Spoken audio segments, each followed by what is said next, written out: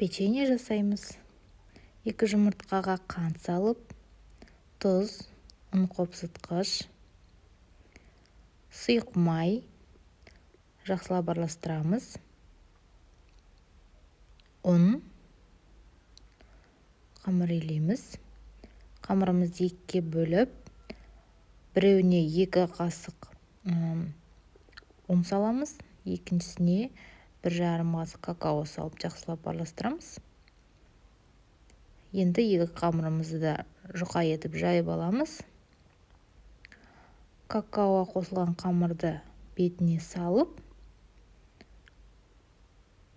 осылай рулет сияқты ораймыз.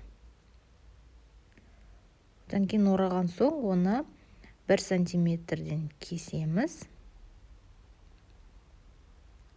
200 градуста 15 минут пісіріп аламыз. Болды.